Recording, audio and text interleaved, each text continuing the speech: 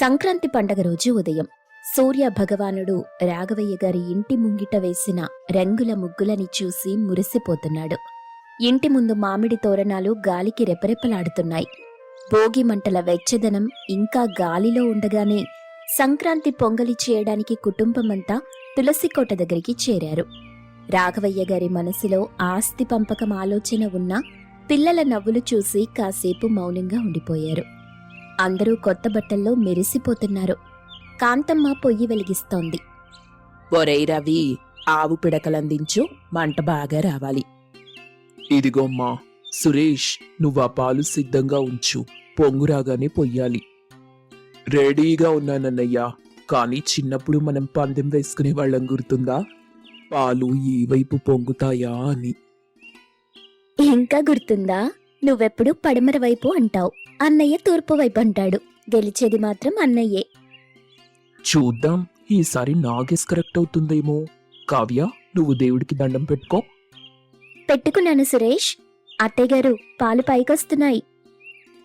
అందరూ దగ్గరగా రండి. పాలు పైకి పొంగి తూర్పు వైపున జాలువారాయి. పొంగలో పొంగల్, పొంగలో పొంగల్, పొంగలో పొంగల్. అత్తయ్య గారు చూసారా, తూర్పు వైపే పొంగాయి. మా ఆయన గారు చెప్పింది నిజమైంది. చూసావా తమ్ముడు, సూర్యుడున్న వైపే పొంగాయి అంటే మన ఇంటికి వెలుగొస్తుందని అర్థం. నిజంగా చాలా సంతోషంగా ఉంది బావగారు. సిటీలో కుక్కర్ విజిల్స్ మధ్య ఈ పండగ శబ్దం వినిపించదు. ఇక్కడ ఇలా అందరం కలిసి అరుస్తుంటే ఏదో తెలియని వైబ్రేషన్. అదే బాబు సాంప్రదాయం అంటే. సరే, పొంగలి అయింది కదా, ఇక లోపలికి పదండి. మీ అమ్మ గారెలు వేస్తోంది. ఆ గారెల వాసన వీధి చివరి దాకా వెళ్తోంది. కాంచనక్క, నాకు కూడా ఇలా వండటం నేర్పిస్తారా? సురేష్కి ఇవన్నీ చాలా ఇష్టమని ఇప్పుడే అర్థమవుతుంది. తప్పకుండా కావ్య, ఇది కష్టం కాదు. ఇష్టముంటే చాలు. రా, మనం లోపలికెళ్దాం, నైవేద్యం పెడదాం. హాల్లో అందరూ భోజనానికి కూర్చున్నారు. అరిటాకులు వేసున్నాయి. రవి వడ్డిస్తున్నాడు. అనయ్య, నువ్వు కూడా కూర్చో. ఎంతసేపు వడ్డిస్తావు? నువ్వు తినరా, నాకు ఆకలిగా లేదు. మీరు తింటుంటే చూస్తేనే నాకు కడుపు నిండిపోతుంది. వాడంతేరా సురేషు, అందరూ తిన్నాకే తింటాడు. వాడికదొక తృప్తి. బావగారు, ఈ బూరెలు అద్భుతం. అత్తయ్య గారు, మీ చేతిలో ఏదో మ్యాజిక్ ఉందండి. మా అమ్మ చేతి వంట అంతేలేండి. నేను వెళ్లేటప్పుడు ఒక డబ్బా నిండా పట్టుకెళ్తాను. మా అత్తయ్య గారికి కూడా చాలా ఇష్టం. సురేష్, రవి బావగారిని చూస్తుంటే నాకు ఆశ్చర్యంగా ఉంది.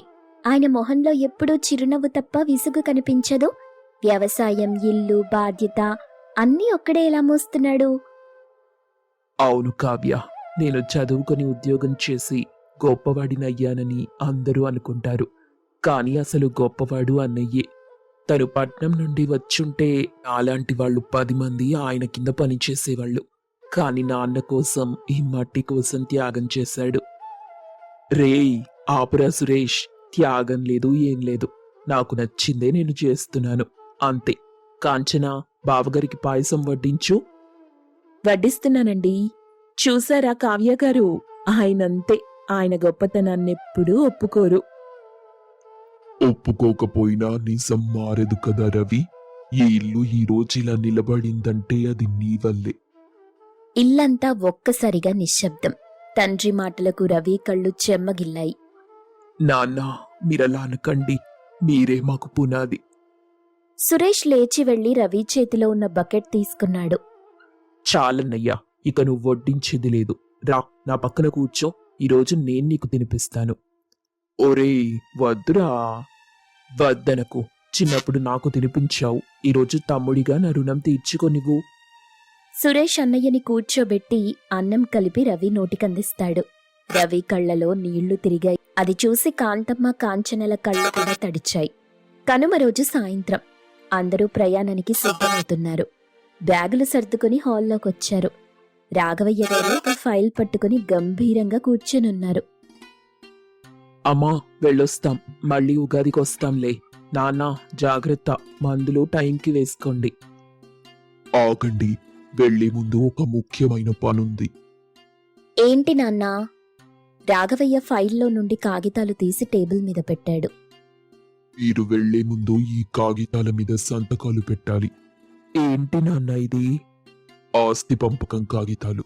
ఇల్లు పొలం రవికి, సిటీలో ఫ్లాట్ కొనడానికి సురేష్కి డబ్బు, సింధుకి బంగారం, కొంత నగదు. లాయర్ గారితో మాట్లాడి అన్నీ సిద్ధం చేశాను. ఎవరి వాటా వాళ్ళకిచ్చేస్తే రేపు అన్నదమ్ముల మధ్య గొడవలుండవు. హాల్ అంతా నిశ్శబ్దం. కాంతమ్మ భయంగా చూస్తుంది.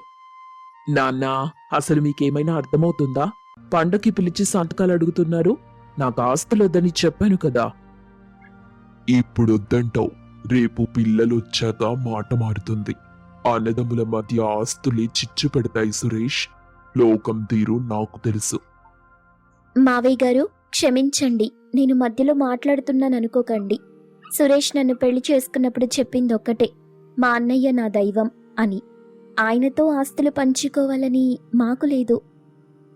నాన్న, ఆడపిల్ల పుట్టింటికొచ్చేది ఆస్తి కోసం కాదు, ఆప్యాయత కోసం. ఈ ఇంటి ఆస్తిపాస్తులు నాకొద్దు నాన్న.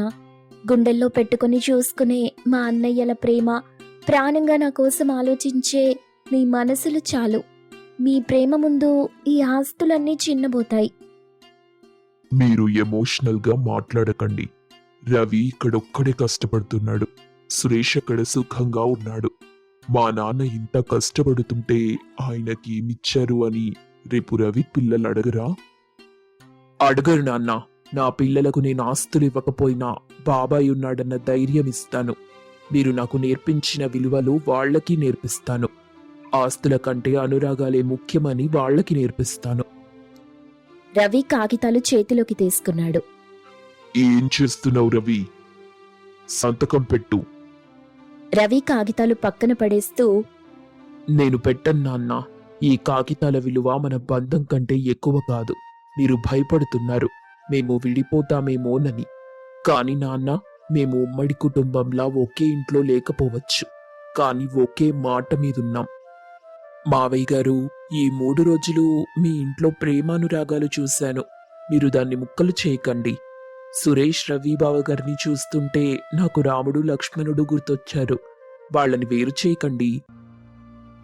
నాన్న, నాకు రవి అన్నయ్యే ఆస్తి. తనిక్కడుండి మిమ్మల్ని చూసుకుంటున్నాడు. ఈ ఇల్లు పొలం మొత్తం అన్నయ్యకే. నాకందులో వాటా వద్దు. నాకెప్పుడొచ్చినా అన్నం పెట్టే వదిన, ఆప్యాయంగా చూసుకునే అన్నయ్య ఉంటే చాలు. మావయ్య గారు, విన్నారుగా? ఆస్తులు పంచుకుంటే గోడలొస్తాయి, ప్రేమని పంచుకుంటే బంధాలు నిలబడతాయి. మాకీ పంపకాలొద్దండి. అందరి మాటలు విన్న రాఘవయ్య గారి కళ్లలో పశ్చాత్తాపం, ఆనందం రెండూ కనిపించాయి. ఆయన లేచి నిలబడ్డారు. ఓడిపోయాన్రా. తండ్రిగా నా భయం ఓడిపోయింది.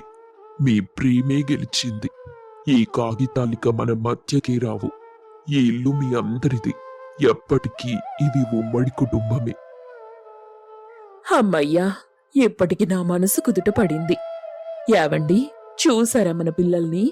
ఆస్తి కోసం గొడవ పడే ఈ రోజుల్లో ఆస్తి కంటే ప్రేమానురాగాలే గొప్పవని మన పిల్లలు నిరూపించారు. వాళ్ళకి తల్లిదండ్రులుగా మన పెంపకం గెలిచిందండి. అవును కాంతం, ఎన్నాళ్ళు వీళ్ళు చిన్న పిల్లలనుకున్నాను. కాని బంధాల విలువ నాకంటే వీళ్ళకే బాగా తెలుసని నాకీరోజు అర్థమైంది. నా పిల్లల్ని చూస్తుంటే నాకు చాలా ఆనందంగా ఉంది. సురేష్, రవి, సింధు రాఘవయ్య గారిని గట్టిగా హత్తుకున్నారు. ఇక సురేష్, కావ్య మరియు సింధు, మాధవ్ బయలుదేరే సమయమైంది. వాళ్ల కోసం ఇంటి బయట కార్లు రెడీగా ఉన్నాయి. ఇంటి గేటు బయట కారు స్టార్ట్ అయింది. అందరూ వీడ్కోలు చెప్తున్నారు. అనయ్య, వెళ్ళొస్తాం. ఉగాదికి పచ్చడి తినడానికి వచ్చేస్తాం. రావాల్రా, లేకపోతే నేనూరుకోనుగా. అత్తయ్య గారు, మీ వంటలు చాలా మిస్ అవుతాను. వెళ్ళొస్తాం మావయ్య గారు. వదినా, అన్నయ్యని అమ్మా నాన్నల్ని జాగ్రత్తగా చూసుకోండి. నువ్వు దిగులు పడకు సింధు. నువ్వెప్పుడు రావాలనిపిస్తే అప్పుడొచ్చేయ్. ఇది నీ పుట్టిల్లు. వెళ్ళొస్తాం అత్తయ్య, మావయ్య, బావగారు, వెళ్ళొస్తాం. కార్లు కదిలాయి. రవి, కాంచన, రాఘవయ్య, కాంతమ్మ చేతులుపుతూ నిలబడ్డారు. కార్లు మలుపు తిరిగే వరకు వాళ్ళక్కడే ఉన్నారు. రాఘవయ్య రవి భుజం మీద చెయ్యేసి, రవి, నా గుండె ఎందుకో ఖాళీగా ఉన్నట్టు అనిపిస్తుందిరా. ఖాళీగా లేదు నాన్న, జ్ఞాపకాలతో నిండిపోయింది. మళ్ళీ పండగొస్తుంది, మళ్ళీ వాళ్ళు వస్తారు. మన బంధం ఎక్కడికి పోదు. పదండి లోపలికి, దీపం పెట్టే వేళయింది. వచ్చే ఉగాదికి వాళ్ళ కోసం ఏం చెయ్యాలో ఆలోచించాలి. నలుగురు ఇంటి లోపలికి నడిచారు. ఇంటి ముందు ఉమ్మడి కుటుంబమనే నేమ్ ప్లేట్ సాయంకాలపు వెలుగులో మెరుస్తూ ఉంది. మనుషులు దూరంగా ఉన్నా మనసులు దగ్గరగా ఉంటే అదే ఉమ్మడి కుటుంబం. రాఘవయ్య గారి భయం పోయింది. కాంతమ్మ గారి ఆశ తీరింది. ఆస్తి కంటే ఆప్యాయతే గొప్పదని ఆ కుటుంబం నిరూపించింది. పండగలు వస్తూనే ఉంటాయి, పోతూనే ఉంటాయి. కానీ రక్త సంబంధాల వెచ్చదనం మాత్రం ఎప్పటికీ ఆరని దీపంలా వెలుగుతూనే ఉంటుంది. ఈ సంక్రాంతి ఆ ఇంటికి ఎప్పటికీ వీడిపోని బంధాన్ని కూడా ఇచ్చింది. వంటగదిలో కాంతమ్మ బియ్యం పిండి జల్లిస్తూ ఉంది. రాఘవయ్య గారు చేతిలో 2 పెద్ద సంచులు పట్టుకుని కాస్త విసుగ్గా వంటింట్లోకొస్తారు. ఇదిగో కాంతం, నువ్వు రాసిన చిట్టా ప్రకారం అన్నీ తెచ్చాను. బెల్లం, శనగపిండి, నూనె, యాలకుల పొడి అన్నీ ఉన్నాయి, చూసుకో. ఆ పండగ కళ అనేది ఇంటికి సరుకులొస్తుంటేనే మొదలవుతుందండి. ఇంతకీ బెల్లం పాకం కోసం మంచి బెల్లమేనా? అరిసెలు మెత్తగా రావాలి, లేకపోతే సురేష్ గాడు ముట్టుకోడు. నువ్వు మరీ అమాయకురాలివి కాంతం. వాడొస్తాడో రాడో కూడా తెలీదు. ఫోన్ చేసి కుదరదని చెప్పేశాడు. అయినా నువ్వు ఈ హడావిడెందుకు చేస్తున్నావో అర్థం కావట్లేదు. అలా అనకండి. రానని చెప్పిన నోటితోనే వస్తున్నానని చెప్తాడు. మనసెప్పుడు కీడు శంకించకూడదు. ఒకవేళ రాకపోయినా ఈ పిండి వంటలన్నీ డబ్బాల్లో సర్ది కొరియర్ చేస్తాను. వాడక్కడ తింటూ అమ్మ చేసిందని తలచుకుంటే చాలు, వాడు నా పక్కనున్నట్టే. నీ పిచ్చిగాని ఆ కొరియర్ డబ్బాల్లో పంపితే వచ్చేది ప్రేమ. అక్కడో ముక్క ఇక్కడో ముక్క ఉంటే అది కుటుంబమిలా అవుతుందే. కలిసి కూర్చొని నవ్వుకుంటూ తింటే కదా పండగ. కాంచన లోపలికొస్తూ, మావయ్య గారు ఎందుకంత నిరాశగా మాట్లాడుతున్నారు? రవి గారున్నారు కదా, ఏదో ఒక మాయ చేసి మరిది గారిని రప్పిస్తారులేండి. మీరు నమ్మండి. ఈసారి సంక్రాంతికి మన ఇంట్లోనే వాళ్ళ అరిసెలు తింటారు. నమ్మకాలు వేరు, నిజాలు వేరు కాంచన. వాళ్ళు పట్నం మనుషులైపోయారు. అక్కడ పిజ్జాలు, బర్గర్ల రుచి మరిగిన వాళ్ళకి నీ అత్త చేసే సున్నుండలు, సకినాలు ఏం నచ్చుతాయి? అనవసరంగా డబ్బు, శ్రమ వృధా తప్ప. డబ్బు గురించి నేనెప్పుడూ ఆలోచించలేదండి. నా పిల్లలు తింటారని తెలిస్తే ఎంత శ్రమైనా చేసి పెడతాను. సురేష్కి చిన్నప్పుడు నువ్వుల లడ్డు అంటే ఎంత ఇష్టమో మీకు గుర్తులేదా? స్కూల్ నుండి రాగానే అమ్మా లడ్డు అని పరిగెత్తుకుంటూ వచ్చేవాడు. ఇప్పుడు వాడు పెద్దవాడయ్యుండొచ్చు, కానీ ఆ రుచి వాడెలా మర్చిపోతాడు చెప్పండి? కాంతమ్మ మాటలకు రాఘవయ్య మౌనంగా ఉండిపోయాడు. ఆయనలోని తండ్రి ఆవేదన కోపంగా బయటకొస్తుందంతే. సర్లే, నీ ఇష్టం, ఏదో ఒకటి చేసుకో. నేను పొలం వైపు వెళ్ళొస్తాను అని అక్కడి నుండి వెళ్ళిపోతారు. అత్తయ్యా, మీరు మావయ్య గారి మాటలు పట్టించుకోకండి. ఆయన పైకల అంటారు గాని ఇందాక సంచులు తెచ్చేటప్పుడు మంచి నెయ్యివ్వండి, మా అబ్బాయికి కల్తీ ఉంటే పడదు అని కొట్టువాడితో గొడవ పడ్డారు. ఆయన మనసు నాకు తెలీదా కాంచన? సరే, నువ్వు ఆ పాలు పొయ్యి మీద పెట్టు, మనం పని మొదలెడదాం. మధ్యాహ్నం రవి మంచం మీద కూర్చొని పాత ఆల్బమ్స్ అన్నింటినీ బయటకి తీసి చూస్తున్నాడు. కొన్ని ఫోటోలు తన ఫోన్లో ఫోటో తీసుకుంటున్నాడు. ఏవండి, ఏం చేస్తున్నారు? అక్కడ అత్తయ్య గారు వంట మొదలెట్టారు, ఇక్కడేమో మీరు ఫోటోలతో కుస్తీ పడుతున్నారు. కాంచనా, మనిషిని కదిలించాలంటే మాటల కంటే జ్ఞాపకాలే బలంగా పనిచేస్తాయి. సురేష్ గడిప్పుడు లాజిక్లు మాట్లాడుతున్నాడు. వాడికి ఎమోషన్ని గుర్తు చేయాలి. అవునా? ఏం ప్లాన్ చేశారు? ఇదిగో చూడు, ఇది మేం చిన్నప్పుడు భోగి మంటల దగ్గర దిగిన ఫోటో. సురేష్ గడు నిక్కరేసుకుని చలికి వణుకుతూ నాన్న వెనకాల దాక్కున్నాడు. నాన్న వాణ్ణి గట్టిగా హత్తుకున్నాడు. ఈ ఫోటో చూస్తే వాడికి నాన్న వెచ్చదనం గుర్తుకురాదా? ఇంకోటి చూడు, ఇది వాడు స్కూల్లో ఫస్ట్ వచ్చినప్పుడు అమ్మ వాడికి సైకిల్ కొనిచ్చిన ఫోటో. ఈ ఫోటోలన్నీ వాడికి వాట్సప్ చేస్తాను, కానీ ఊరికి పంపితే చూసి వదిలేస్తాడు. దానికి నా వాయిస్ కూడా జత చేస్తాను. మరి కావ్య సంగతేంటి? అందుకే ఆ బాధ్యత నీకు అప్పగిస్తున్నాను. నువ్వు కావ్యతో మాట్లాడు. ఆడవాళ్ల మనసు ఆడవాళ్లకే అర్థమవుతుంది. తనకి మన పల్లెటూరి గొప్పతనం గురించి కాదు, మన ఇంటి ఆప్యాయత గురించి చెప్పు. ప్రయత్నిస్తానండి. అత్తయ్య గారు పడుతున్న తపన చూస్తుంటే నాకు కూడా ఎలాగైనా వాళ్ళని రప్పించాలన్న కసి పెరుగుతుంది. ఇప్పుడే కావ్యకి ఫోన్ చేస్తాను. కాంచన కావ్యకి ఫోన్ చేస్తుంది. హలో కావ్య, ఎలా ఉన్నావు? హాయ్ అక్క, బావున్నాను. చెప్పండి, ఏంటి విశేషాలు? అత్తయ్య ఎలా ఉన్నారు? అత్తయ్య గారు బావున్నారు. ఉదయం నుండి వంటింట్లోనే ఉన్నారు. అవునా, ఏదైనా స్పెషలా? స్పెషల్ అంటే మీకోసమేనండి. మీకు బూరెలంటే ఇష్టమని ఎవరో చెప్పారంట.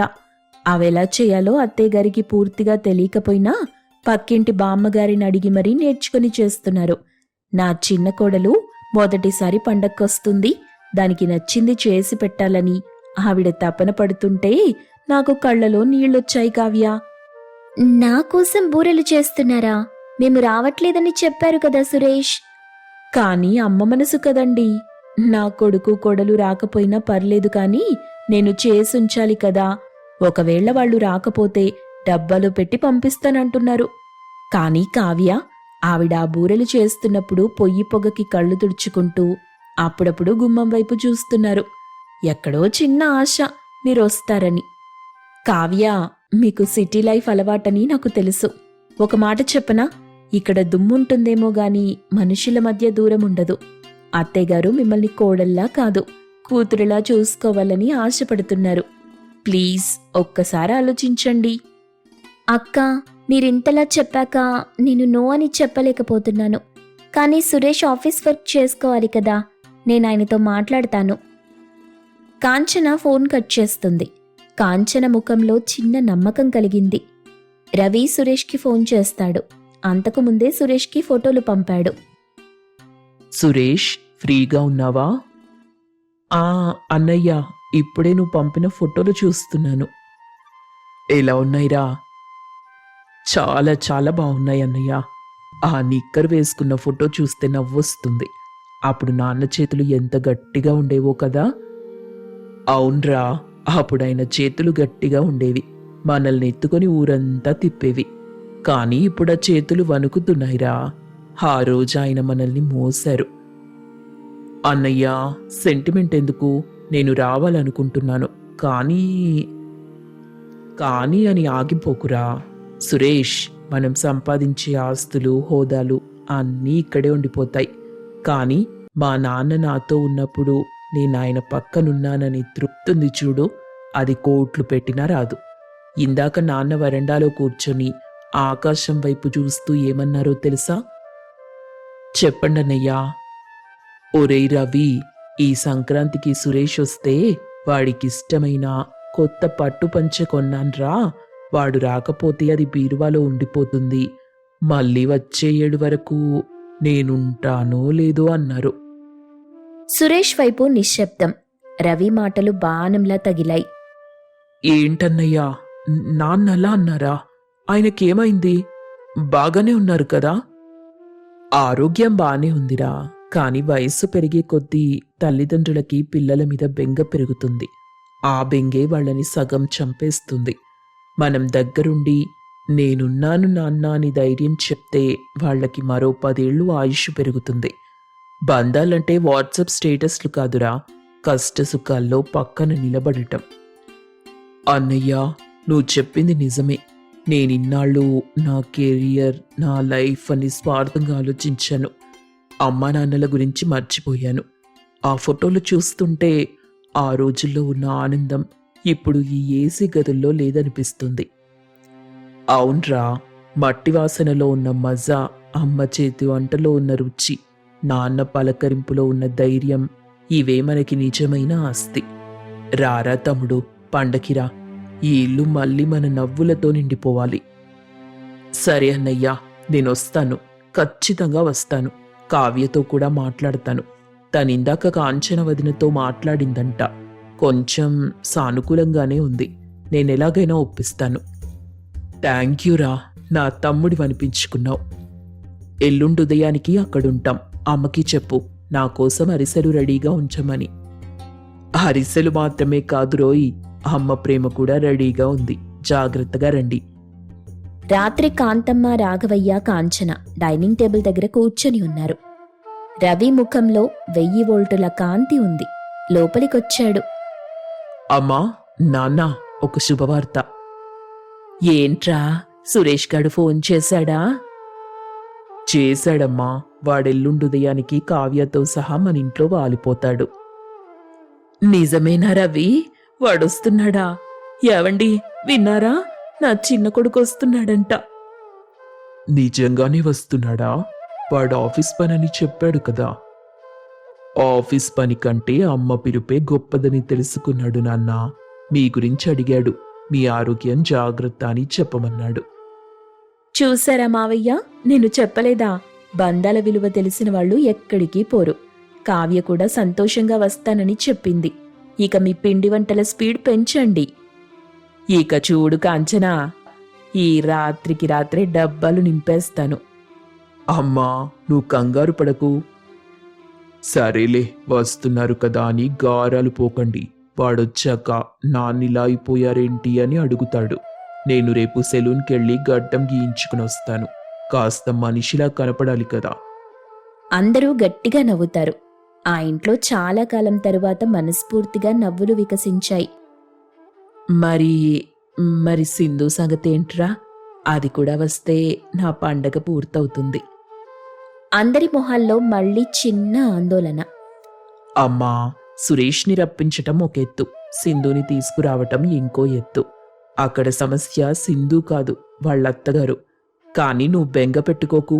రేపు ఉదయమే బయలుదేరుతాను నేను. ఏవండి, వాళ్ళత్తగారు కాస్త కఠినమైన మనిషి అని విన్నాను. జాగ్రత్తగా మాట్లాడండి.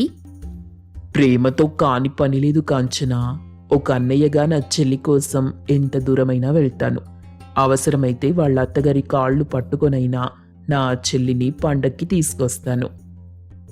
వెళ్ళరా, వెళ్ళి నీ చెల్లిని తీసుకురా. అప్పుడే ఈ ఇల్లు నిజమైన ఉమ్మడి కుటుంబం అవుతుంది. పట్నం మోజను జయించిన రవి ఇప్పుడు పట్టింపుల అత్తగారిని జయించగలడా? సింధు వాళ్ల ఇంట్లో రవికి ఎలాంటి అవమానం ఎదురవుతుంది?